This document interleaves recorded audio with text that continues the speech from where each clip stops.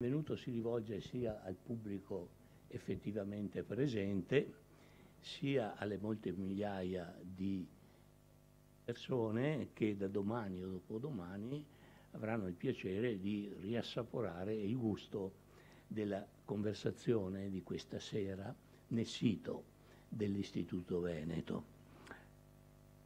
Non presenterò la professoressa Laura Bellina, sia perché critico o critica come preferisci, storica o storico come preferisci, musicista, musicologa e quant'altro, è ampiamente nota, soprattutto nella sua città, a Venezia, ma anche a Padova, ma l'altra ragione per cui sarebbe insomma, piacere è che nello stesso sito dell'Istituto Veneto, cui alludevo poco fa, è stato inserito per cura della nostra infaticabile Lucia Macaluso un profilo sufficientemente ampio che dà conto dei suoi molteplici interessi. Mi prendo ancora qualche secondo per sottolineare come con la lettura di questa sera il significato delle pagine cordiali si viene ampliando ulteriormente, concepite all'inizio come pagine di letteratura, testi prosastici o poetici. Da quest'anno l'iniziativa si è aperta all'arte moderna con la lezione del professor Garofalo e questa sera, una novità assoluta, si apre alla musica, o per meglio dire al teatro musicale e ai testi sottesi al teatro musicale, argomenti sui quali credo che fin dal tempo della sua laurea la professoressa Bellina sia la massima competente oggi vivente. Le lascio quindi senz'altro la parola e ringrazio ancora la Laura e gli interventi. Grazie per questa presentazione anche troppo lusinghiera. Comincio, sì, spero di essere all'altezza della presentazione almeno. Dunque, faccio una premessa che faccio sempre quando parlo di opera. Un secondo.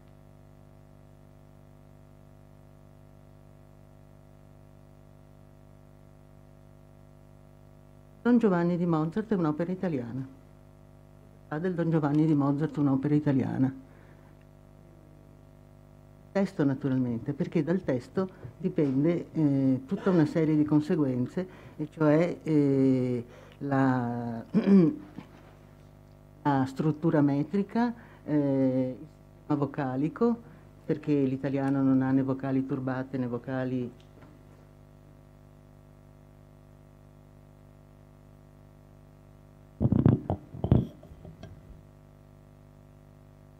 vocalico italiano, perché sono le vocali che si cantano, no? E non prevede vocali indistinte, non prevede vocali semiaperte né vocali mute.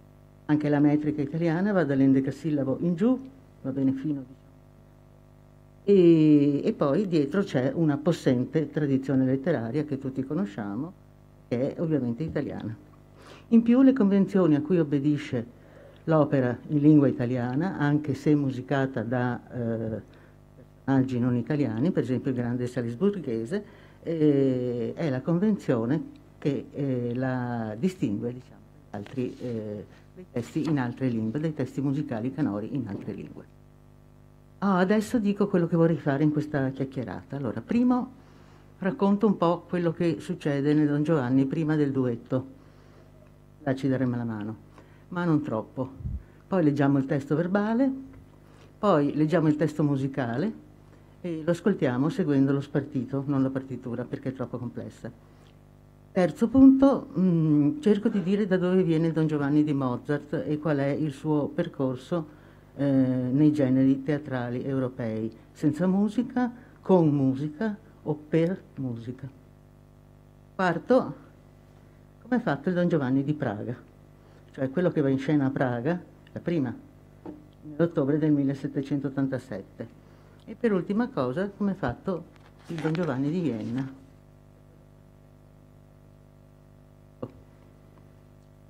Allora, cosa è successo subito prima? Punto 1. Cosa è successo subito prima del duetto La ci daremo la mano? Don Giovanni è notoriamente un seduttore seriale, direi, no? E ce l'ha spiegato Leporello, il suo servitore, che ha cantato all'inizio, prima di questo episodio, la cosiddetta aria del catalogo, perché Don Giovanni seduce le donne, poi le fa mettere in un catalogo apposito da questo servitore che è molto così obbediente. E mi sono presa la briga di fare la somma, sono 2065, cioè 600 in Italia 640, in Almania 231, 100 in Francia, in Turchia 91, ma in Spagna sono già 1300. Però nell'opera naturalmente non ci possono stare 1300 donne e ce ne sono solamente 3. Nell'ordine, le donne che incontriamo nel Don Giovanni di Mozart sono Donna Anna, a cui Don Giovanni cerca di usare violenza, aristotelicamente fuori, dietro le quinte, no? Ma non ci riesce, perché lei si ribella e lo insegue. Seconda donna che incontra è Donna Elvira, che lui vorrebbe sedurre perché non l'ha riconosciuta, ma lei si volta e lui vede che è Donna Elvira, che l'ha già sedotta e che l'ha anche già abbandonata, e quindi non gli interessa più. Quindi non combina nulla nemmeno con Donna Elvira.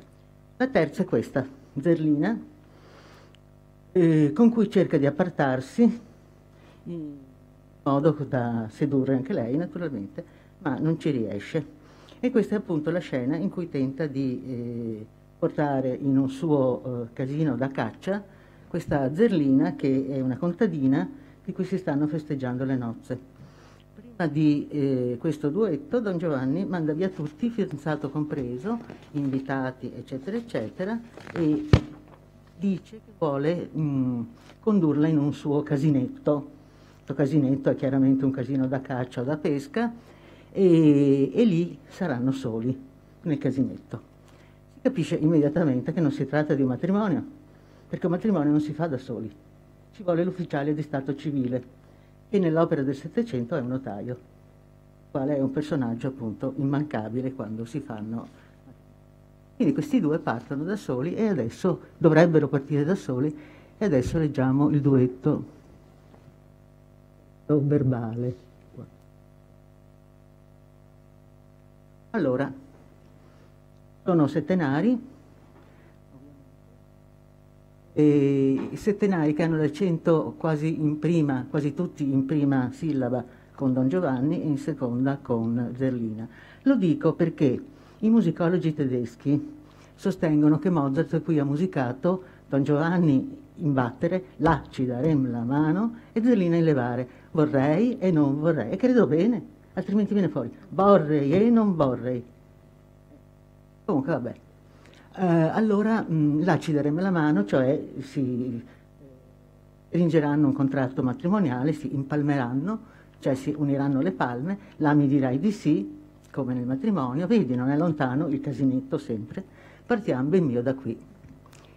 Zerlina canta a parte, in modo che Don Giovanni non senta ma tutto il pubblico sì, vorrei e non vorrei, mi trema un poco il cor, felice e versarei di far che?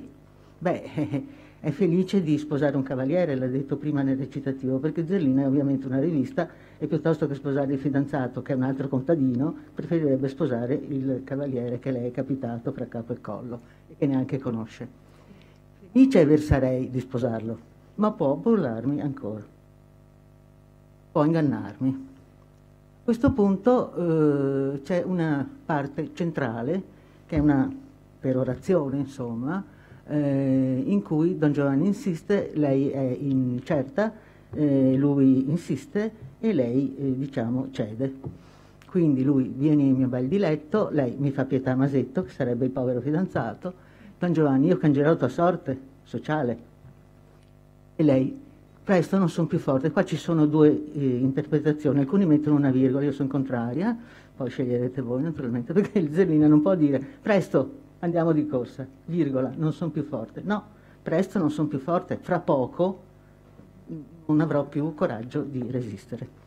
A questo punto, siccome lei non ha più coraggio di resistere, giustamente Don Giovanni è riuscito nel suo intento e cantano a due, cantano la stessa cosa. Andiamo, andiamo, mio bene, a ristorare le pene d'un innocente, è vero, si fa per dire, amor. E vanno verso questo casinetto di Don Giovanni a Brecciale. Partitura, no, questa non è una partitura, è uno spartito. Cioè si chiama spartito, lo dico per quelli che non frequentano né partiture né spartiti, ma si chiama spartito soltanto la riduzione per canto e pianoforte. Tutto il resto è partitura. Questo è uno spartito che permette di vedere cosa fa Mozart di questo testo. Quindi le linee del canto di Zerlina che sta sopra e di Don Giovanni, partiamo dall'alto. Sopra c'è la linea di Zerlina, sotto c'è la linea di Don Giovanni e quelle due sotto unite dalla graffa sono le linee del pianoforte, mano sinistra e mano destra.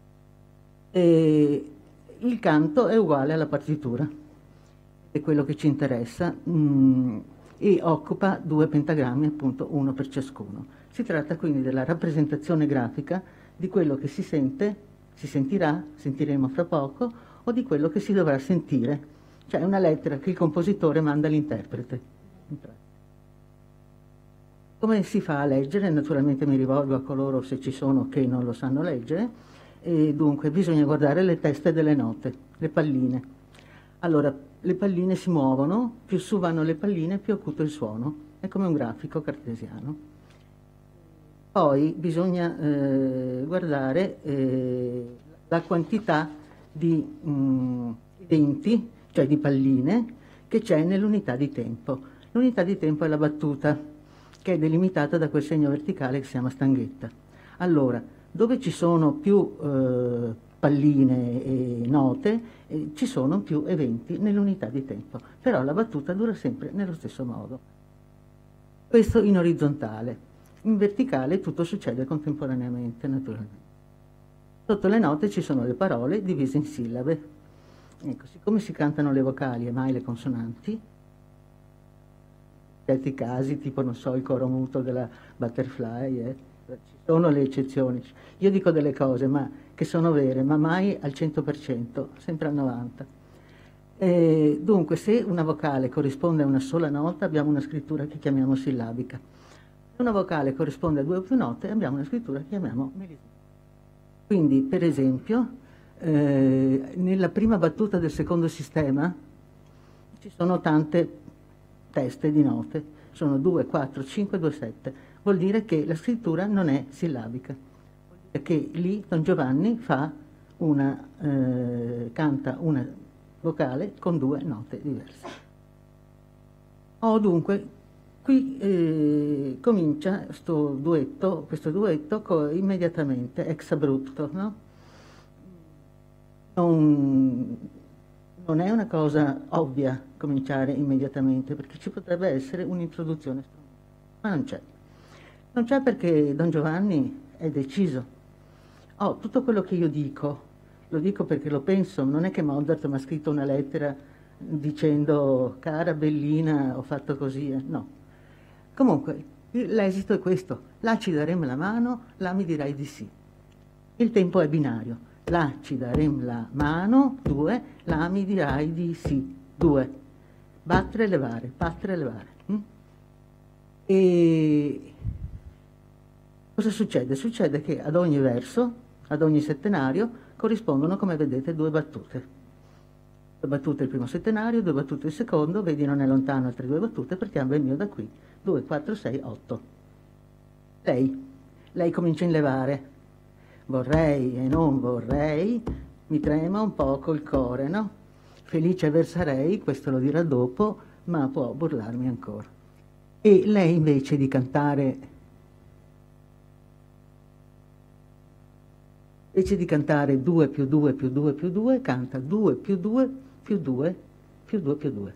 Cioè una specie ne canta 10 di battute. Ha una specie di piccola coda che è all'inizio del secondo sistema che adesso state vedendo. Perché insisto su questo 2 più 2 più 2? Perché la frase, in epoca neoclassica, è simmetrica. parla di frase anche in musica. Abbiamo una semifrase e poi al ritorno un'altra semifrase. Due frasi fanno un periodo e sono concatenate 2 più 2 più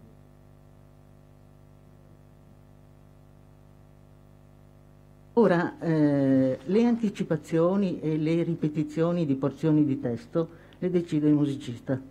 Infatti Zerlina ripete: ma può burlarmi ancora, ma può burlarmi ancora. A questo punto c'è la discussione, sempre 2 battute. Vieni in mio bel diletto, mi fa pietà Masetto. Io cangerò tua sorte, e qui lei ha sempre le 2 battute in più. Per concludere. A questo punto però tutta questa bella simmetria, che è la simmetria neoclassica, la simmetria di un tempio palladiano, di un tempio canoviano, ecco, dove le 2 metà sono possibilmente uguali, no? E c'è una divisione centrale, questa simmetria viene negata da Mozart, perché è lui che decide la ripetizione vieni, vieni. Questo vieni, vieni è asimmetrico perché c'ha una battuta sola più il levare. E qui c'è una ripresa, là ci daremo la mano. Il disegno è lo stesso, parlo di disegno perché si chiama anche disegno melodico tecnicamente, e il disegno è lo stesso, però è una ripresa per modo di dire, cioè un verso a testa, non più tutta la quartina di Don Giovanni, va bene, ma un verso a testa semplicemente. E non solo, ma questi versi, che sono sempre più 2, più 2, più 2, più 2, cominciano a stringersi, nel senso che un personaggio comincia prima che l'altro abbia finito. Per esempio, nel secondo sistema che vedete adesso, Zerlina finisce con cor e lui viene in mio bel diletto mentre lei dice cor. Tutto questo lavoro, che si stringe sempre di più, nel primo sistema vedete tutto nero, tutto questo lavoro porta a una simmetria di 8 battute. Anche qui abbiamo 9 di qua e 9 di là. Ma adesso Mozart sempre decide di anticipare la prima parola della strofa che segue, che è andiamo. La strofa che segue dice andiamo, andiamo io bene, eccetera. Si sono messi d'accordo, qui finisce la parte, prima di questo andiamo, finisce la parte che i musicologi con pochissima fantasia chiamano A. E poi sono queste 3 battute in cui Mozart costruisce un settenario tronco. Andiamo, andiamo, andiamo. E lo fa dire a lui 2 volte e a lei 1 volta. E dopodiché c'è quella che i musicologi, sempre con fantasia scarsa, chiamano parte B. Questa parte B comincia in levare, come vedete, ed è ternaria. Mentre la prima era la ci darem la mano, 2, la ci darem la mano, 2, la mi dirai di sì, 2. Questa è andiamo, andiamo mio bene, 1, 2, 3, 1, 2, 3, 1, 2, 3, 1, 2, 3. È ternaria e il fraseggio è molto più breve, cioè un fraseggio di 2 che si incastrano una nell'altra, e il grosso, diciamo così, del fraseggio è affidato alla parte strumentale. Loro cantano a questo punto insieme perché c'è stato un accordo nel duplice senso musicale e politico, diciamo, del termine, cioè si sono messi d'accordo e nello stesso tempo cantano accordi di 2 note, a distanza ovviamente perché lui è un basso e lei è un soprano, e finiscono con il fraseggio strumentale che, come vedete dopo nel primo sistema e anche nel secondo, si diradano le parti vocali e loro continuano a dire andiamo, andiamo, mentre il fraseggio è affidato allo strumentale, all'orchestra, che a questo punto Mozart ha ridotto ai legni. Perché i legni? Perché i legni sono da qualche secolo, ai tempi di Mozart, quello della pastorale, del flauto di Pan, eccetera, eccetera. E l'atteggiamento pastorale è quello che vige naturalmente nel situazione campestre in cui Zerlina e Don Giovanni si trovano, ed è anche quello che può mettere d'accordo la nobiltà di Don Giovanni con lo status sociale basso di Zerlina. Finito il duetto, ci sono 4 battute di strumentale che servono a far fare quello che il libretto dice, cioè Don Giovanni e Zerlina si avviano abbracciati verso il casinetto. E adesso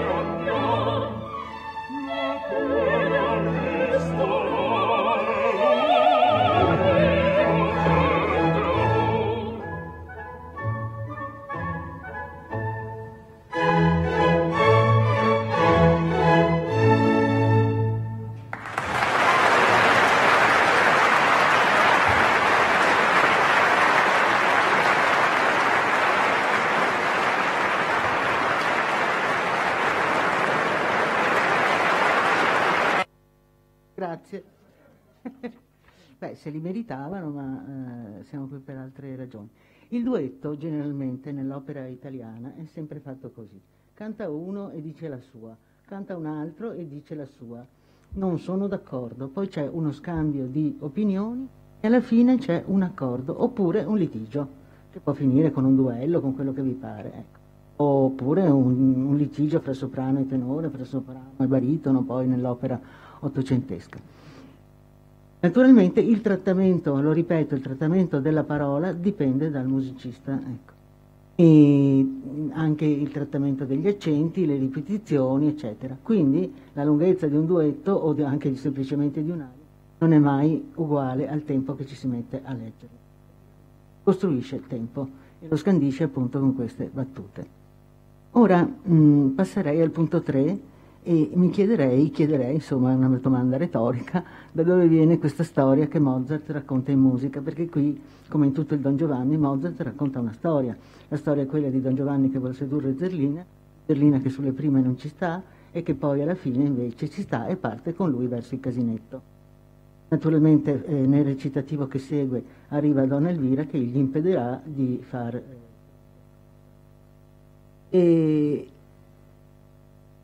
Ora, da Ponte non era da meno e Mozart era sicuramente un genio, ma neanche loro si sono inventati tutto.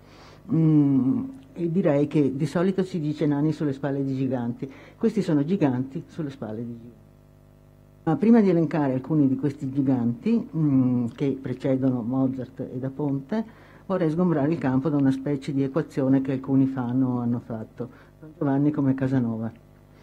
Casanova comincia a scrivere l'Histoire de ma vie nel 1788.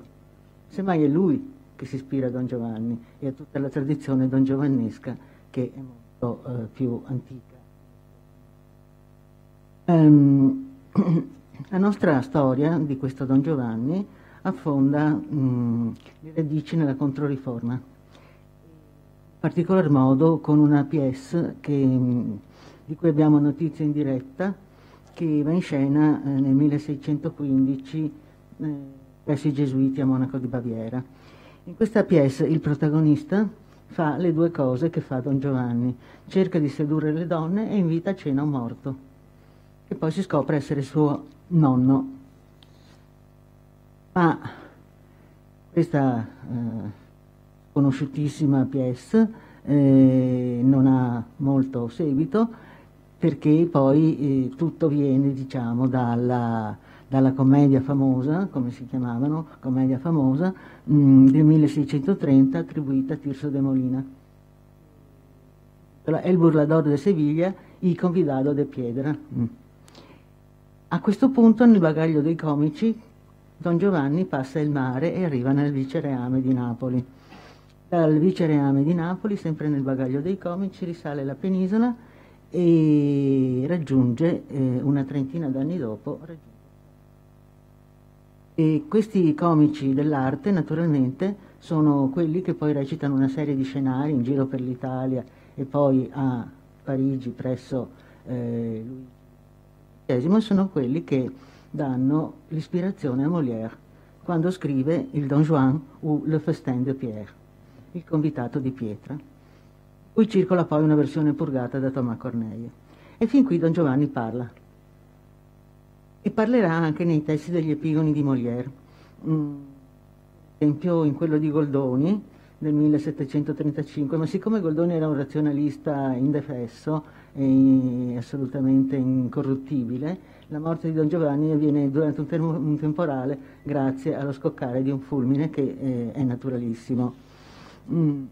Però nel frattempo è nata l'opera italiana, che significa, come ho detto, opera in lingua italiana.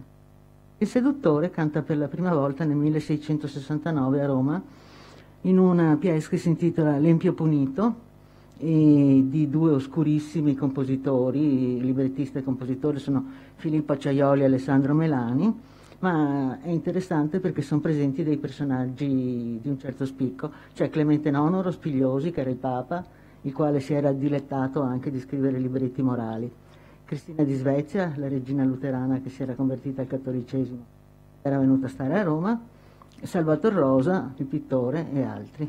E tutti, a giudicare dai documenti e da quello che loro stessi scrivono, si annoiano a morte. Però Don Giovanni continua a cantare, e continua a cantare in giro per l'Europa, da Praga a Strasburgo, da Napoli a Venezia. E a Venezia canta proprio nel 1787. poco prima del Don Giovanni di Mozart, che invece è rappresentato, come ho già detto, a Praga. In questo suo cantare e recitare, Don Giovanni attraversa tutti i generi del teatro, con musica, per musica e senza musica. Quindi senza musica il teatro di parola, per musica l'opera italiana che è tutta cantata, anche se uno dice passami il sale deve cantare, e quindi con musica, per musica, e quelli con musica, cioè quelli che hanno parti musicali e parti non musicali. Per esempio a Parigi nel 1713 Don Juan e le Festin de Pierre cantano in una comédie mêlée d'ariette, che è una specie di musical, cioè una commedia con dentro delle ariette, delle canzoncine. Ma un evento importante dove non canta ma balla è quello del 1761 a Vienna, quando Gluck mette in scena un ballet d'action, si chiama, un balletto d'azione, in cui non si balla per il gusto di mostrare acrobazie o cose del genere, ma si balla per mimare un'azione. Questo balletto si intitola Le Festin di Pierre.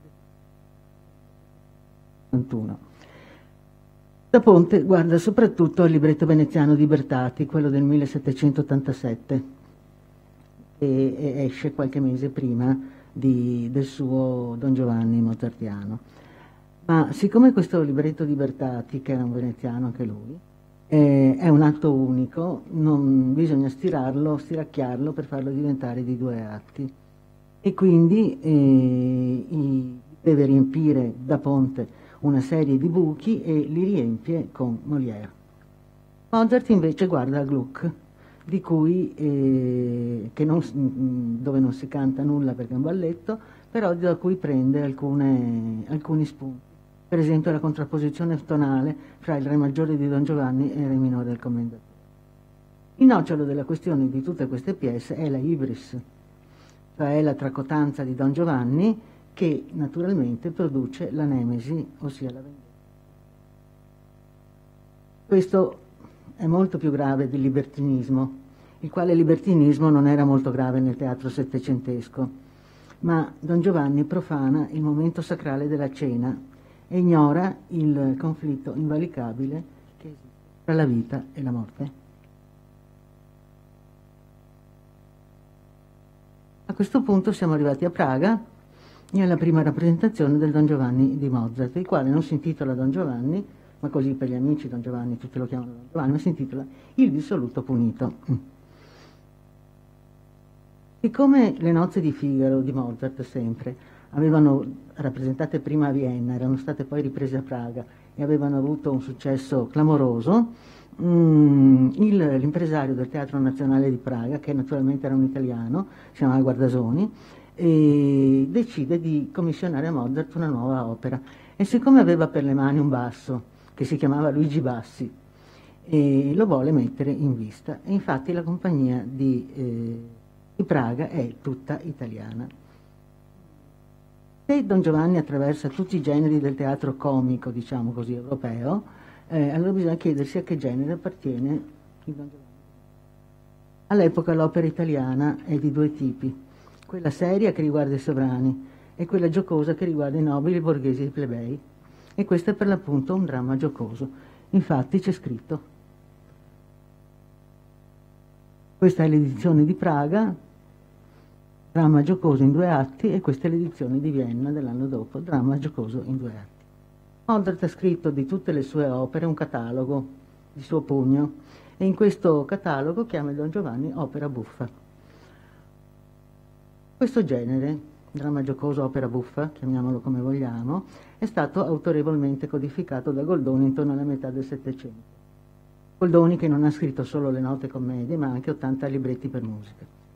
Dunque c'è una coppia seria che è nobile per lignaggio, per intenti, per la sua morale, per il linguaggio che adopera, per l'eloquio, eccetera, eccetera. E qui c'è la coppia seria che è formata da Donn'Anna, soprano e tenore, Donn'Anna soprano ovviamente, Ottanottavio. Sono gli unici buoni di tutta la compagnia e sono gli unici coraggiosi. Lei fa scappare Don Giovanni e lui salva la vita di Leporello mettendogli una pistola alla tempia. Poi c'è la coppia semiseria, che è compromessa invece moralmente, che in questo caso è formata da Donna Elvira, soprano, che cede all'inganno di Don Giovanni, che è un infame naturalmente. Sono nobili ma colpevoli. Anche la coppia buffa è piuttosto infame, in quanto Zerlina, soprano, è un'arrampicatrice sociale e Masetto, basso, è un vigliacco. E non parliamo del buffo caricato, che sarebbe il settimo personaggio del dramma giocoso, 3 coppie più un buffo single, che è Leporello, servitore, il cui nome ci fa capire che è pauroso come una lepre. Ora, nel dramma giocoso standard, la coppia seria non ha legami con i buffi. Vuol dire che non canta mai con i buffi. Invece la coppia di mezzo carattere sì, è compromessa con i buffi. E qui funziona così, perché infatti solo Don Giovanni e Donna Elvira cantano con i buffi, Masetto e il buffo caricato. E alla fine del dramma giocoso standard le 3 coppie si sposano. Il buffo caricato rimane single. E qui funziona così. Don Anna e Don Ottavio si sposeranno dopo un anno di lutto, perché è morto il padre di lei. Masetto e Zerlina si sposano subito. Leporello resta single come tutti i caricati, va all'osteria in cerca di un altro padrone con cui recitare in un altro dramma, naturalmente. E qui è la coppia semiseria, che è quella che non sta alle regole, perché lui va all'inferno e lei va in convento. Quindi hanno un destino simmetrico, ma non coniugale. E ora, quando era ragazzino, Mozart, cosa ho combinato? Quando era ragazzino, Mozart, aveva 13 anni per l'esattezza, ha musicato un testo di Goldoni che è La finta semplice, che è regolare, 2 seri, 2 semiseri, 2 buffi e un caricato, e non c'è altro.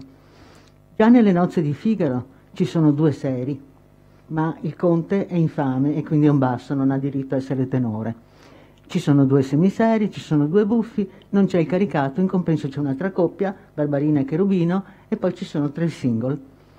Nel Don Giovanni è il finale che è fuori dalle regole, perché la coppia semiseria non si sposa ma ha questo destino simmetrico, e in Così fan tutte c'è lo scambio, per cui la coppia seria è formata da soprano e basso e la semiseria è formata da soprano e tenore. Poi le 2 ragazze si innamorano a chiasmo, diciamo, dei 2 cantanti, e poi non c'è il caricato.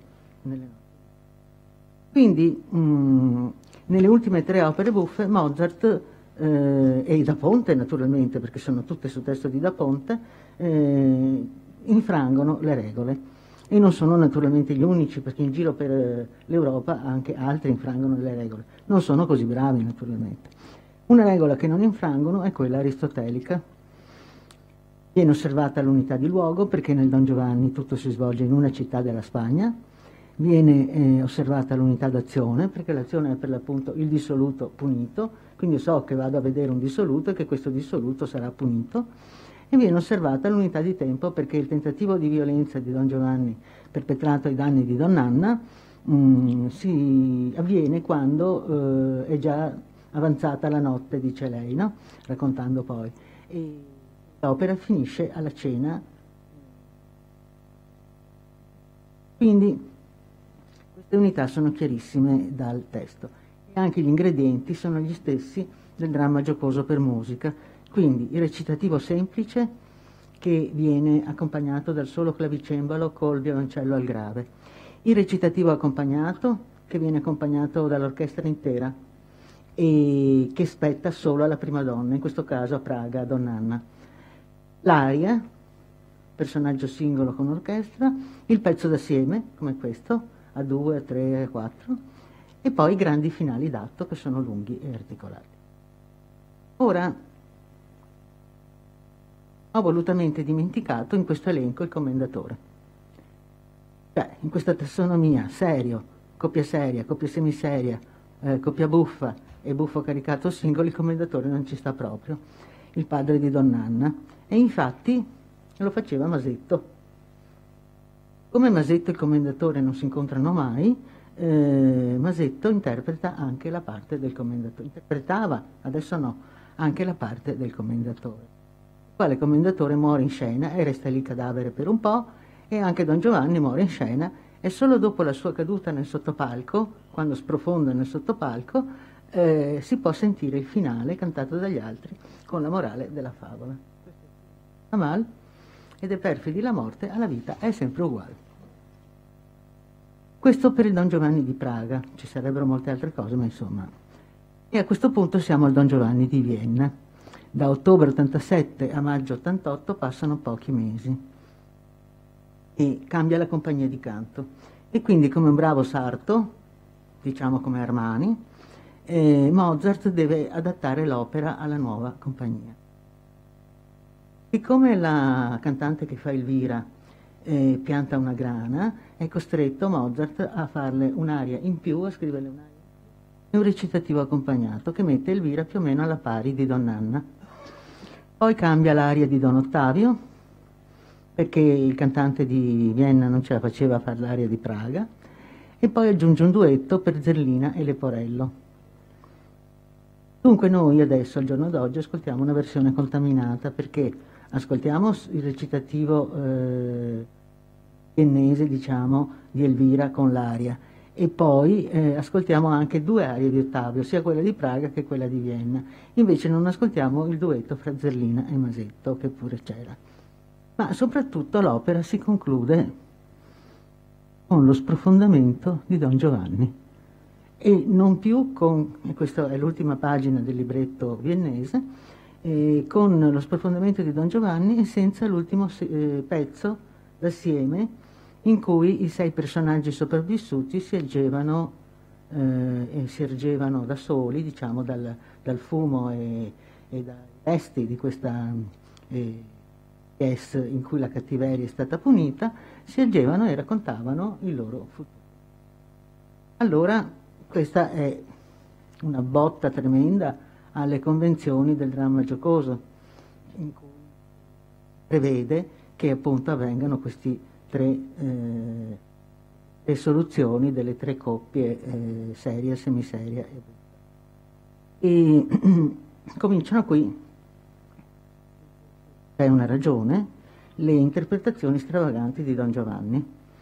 Una delle prime è quella di Hoffmann, Ernest Theodor Amadeus, anche lui, Hoffmann, che rovescia la situazione del dramma giocoso. A suo parere Donna Anna è innamorata di Don Giovanni, però lei non riesce a salvarlo, non si capisce questa cosa, perché è Donna Elvira che cerca di salvare Don Giovanni alla fine.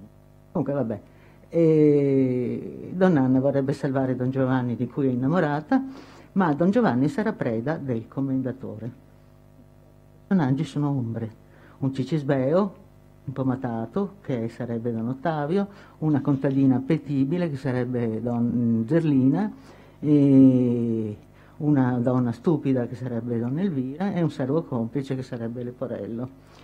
Quindi, questo triangolo, Donna Anna, Don Giovanni, commendatore, il cui sarebbe un emissario dell'inferno, fa, diciamo, il paio con Margherita, Faust, Mefistofele, e cioè con un triangolo in cui c'è lui, lei e l'altro. Ragion per cui dal gioco di squadra dell'opera settecentesca e in particolare del dramma giocoso, sempre simmetrico, fatto di potenze di 2, 2 più 2 più 2 più 1, si passa al triangolo appunto dell'opera ottocentesca. E concludo. Dunque, prima dico una cosa ovvia. Don Giovanni di Mozart viene da lontano e va lontano naturalmente, molto dopo il racconto di Hoffmann. Meno ovvio è il fatto che anche il nostro duetto viene da lontano e va lontano. Viene da lontano perché il duetto fra il nobile e la contadina, il duetto, la scena fra il nobile e la contadina, la scena di seduzione, è già in Tirso, già nel 1630. Va lontano con le parole, perché si canta ancora adesso proprio in questo momento ne stiamo parlando, no? Ma soprattutto va lontano senza parole, grazie alle variazioni strumentali, solo le più importanti. 1795 Beethoven, per 2 oboi e un corno inglese. 1820 Paganini, uno dei 43 ghiribizzi per chitarra, quindi per chitarra sola. 1827 Chopin, l'opera 2 per pianoforte e orchestra, e 1850 circa Mercadante per flauto e archi, oppure per flauto impervia, questa da eseguire intendo. Ora questo futuro, diciamo, questa ripresa, questo riuso del duetto Là ci daremo la mano dovrebbe indurre una riflessione. Ora, questo duetto, a mio parere naturalmente, ma anche un parere largamente condiviso, funziona benissimo nell'opera perché mette in scena un tentativo di seduzione che si snoda lungo un percorso musicale che, come ripeto con poca fantasia, chiameremo in forma A-B. Quindi A è diverso da B naturalmente, no? Cioè esiste quindi una vicenda, da A si passa a B. Dentro questo duetto c'è un racconto. Nelle variazioni strumentali non c'è niente di tutto questo. Prima di tutto non ci sono le parole, ovviamente. In secondo luogo non c'è la parte B. Quella è interessante perché quella drammaturgicamente importante in quanto Don Giovanni ce l'ha fatta. E quindi non c'è assolutamente azione. E allora si può concludere che la stessa musica porta un significato, ammesso che lo porti, il pubblico le può dare in teatro, ma non può portare un significato lo strumentale. Tale non ha alcun significato. Perché questo, diciamo, svolgersi, la drammaturgia del duetto è una drammaturgia che, se ha le parole, noi possiamo capire che prima lui dice una cosa, poi lei è incerta, poi lui insiste, poi lei cede e alla fine cantano insieme. Ma se non ci sono le parole, potrebbe voler dire che lui insiste, lei non ci sta, poi c'è una perorazione e poi litigano. Quindi la musica non dice andiamo nel casinetto, non dice andiamo a sposarci, dice semplicemente siamo d'accordo o non siamo d'accordo, consonanza o dissonanza, dice alto e basso, acuto o grave, questo dice.